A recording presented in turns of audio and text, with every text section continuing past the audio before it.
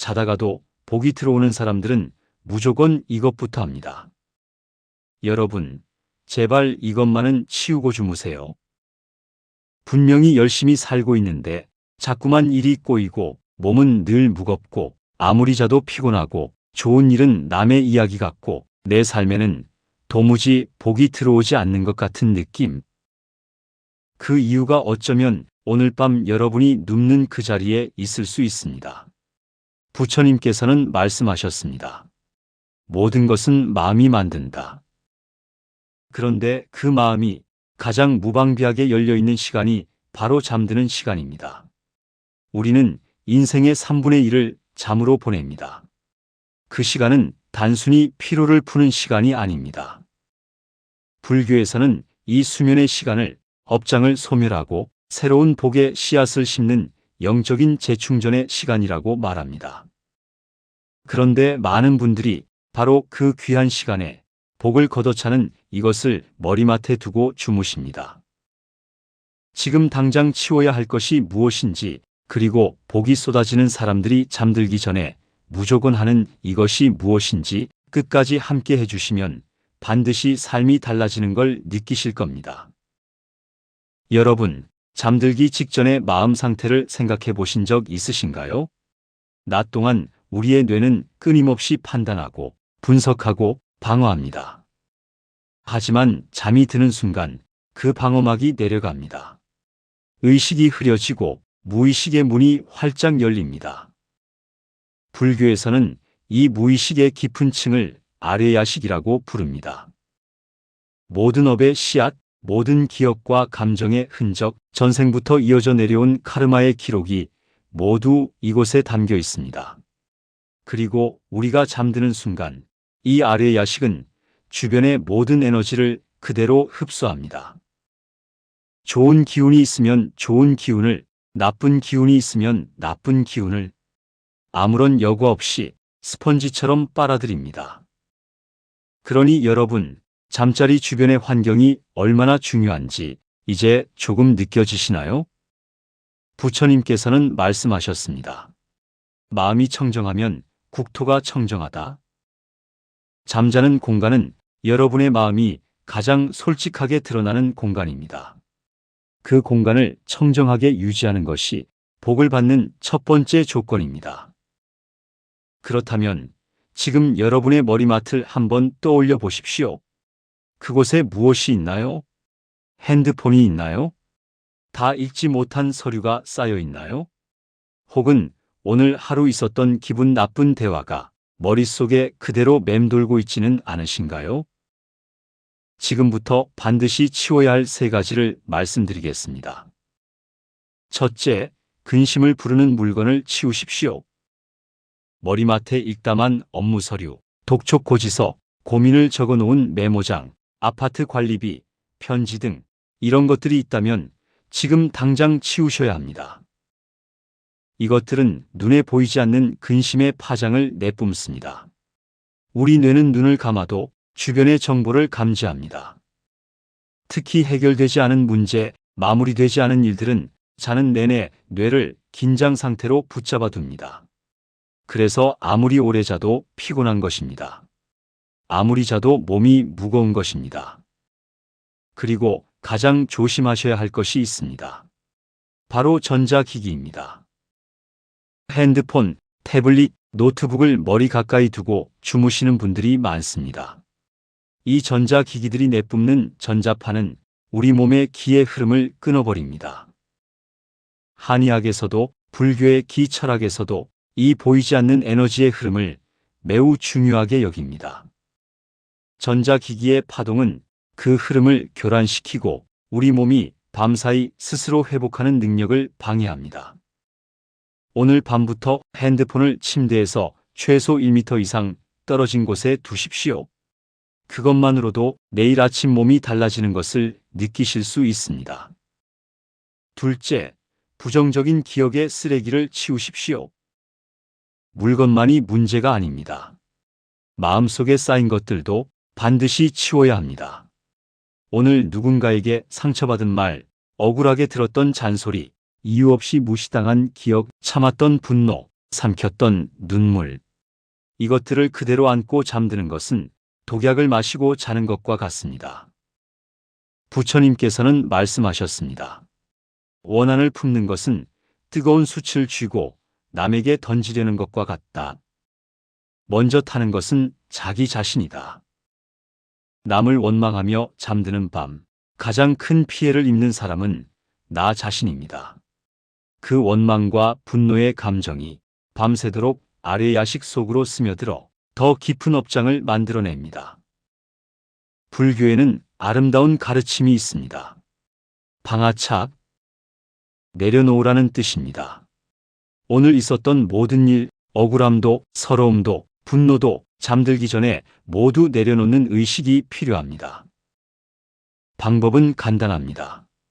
눈을 감고 숨을 천천히 3번 들이쉬고 내쉬면서 이렇게 말씀해 보십시오. 오늘의 모든 일은 지나갔습니다. 나는 지금 이 순간 모든 것을 내려놓습니다. 이 짧은 의식 하나가 여러분의 밤을 완전히 바꿔줄 수 있습니다. 셋째, 죽은 기운을 내뿜는 것들을 치우십시오. 여러분 침실에 혹시 이런 것들이 있지는 않으신가요?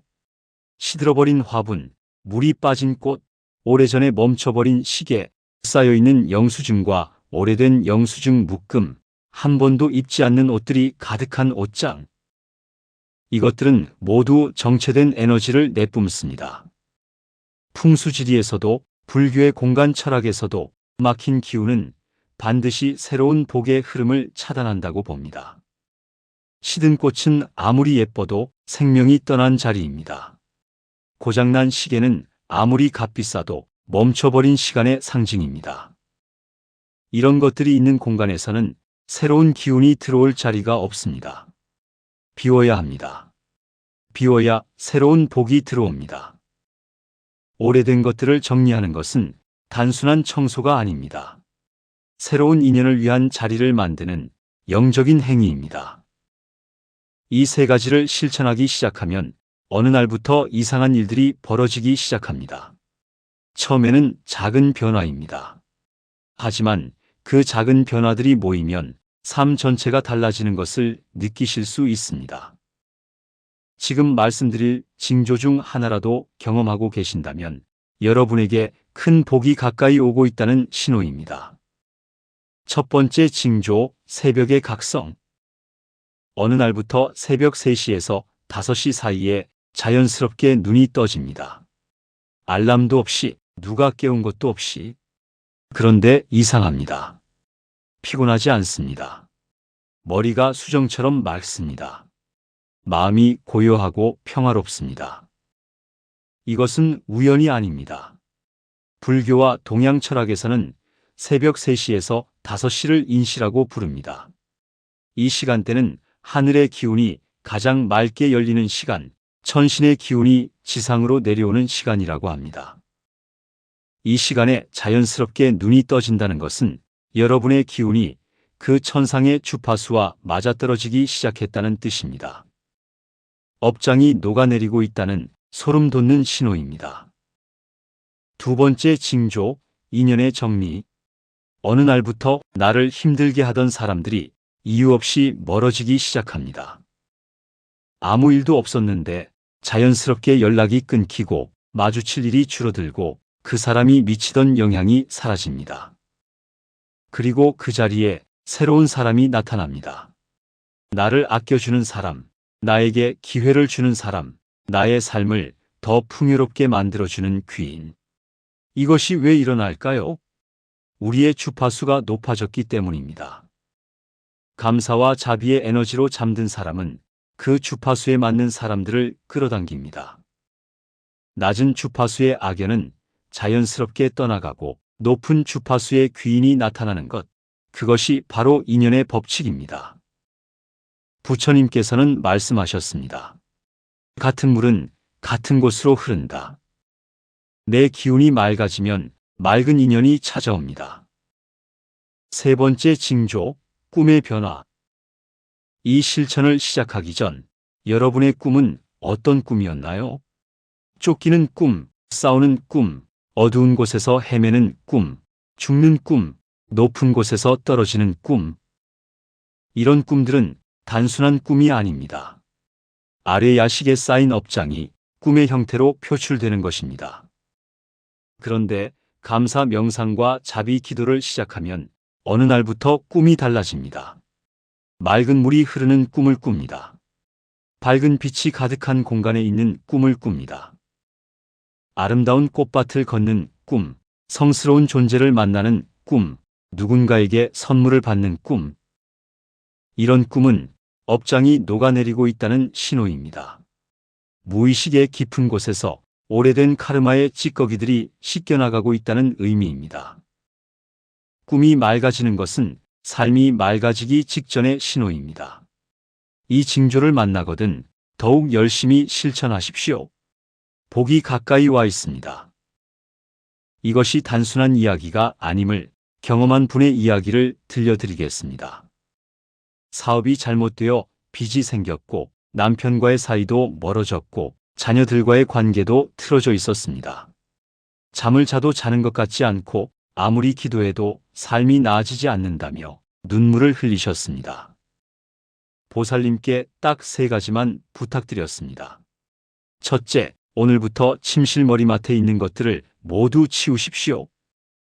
둘째, 매일 밤 잠들기 전 딱 3가지 감사를 마음속으로 말씀하십시오.